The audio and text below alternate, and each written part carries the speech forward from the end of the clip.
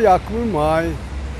این همچون تاریخ ایدی یک دلی مهنت کشان بود در وطن ما هم مهنت کشان بنیاد بسیاران از برای هم اید باید باشد نبود ما باید قید نماییم من فکر میکنم که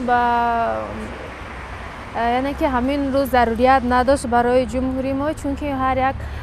کارمندان هر یک مقامات و اداره های دولتی چون روز ملی است و کارمندان تیپ روز کودکان و روز معلمان هر یک مثلا مقامات اداره ها روزی خودشان در یک سال هست برای همین قدر روز مهنت کشان این ضروریت نداشت فکر میکنم که درست شد که برهم دادن کدام مقصد خاطر این کار کردن این دولت ندارم کی هم میپرسه خلق کی میپرسه کی نمیپرسه من از شما نشنیدم که میخیل یکم ماه برهم دادگی باشند این یک ید بین الخلقی مهنت کشان بود خیلی مهنت کش در تاجیکستان هم است برای ید میکردن و ضرر نداشت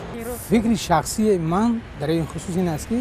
وقتی که مملکت ما استقلالت به دست آورد باید همین ایدهای ملی خود را پیش از همه اعتراف کنند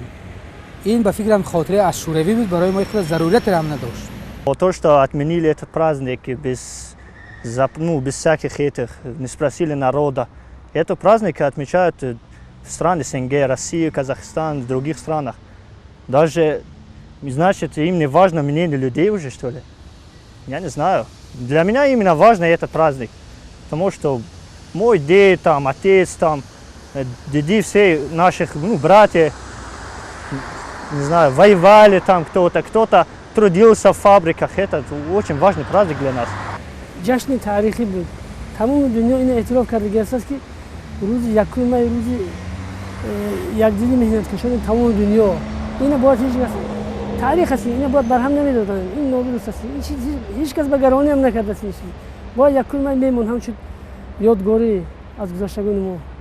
شخصا من که خود دانشجو هستم برای ما اونقدر یگان طرف مثبت و منفی نداشت اما برای باباها برای پدران ما که مهنت کش هستند این یک وای هست که برای یک چیز مهمتر است برای هم روز استراحتی هم روز تاریخی در تاجیکستان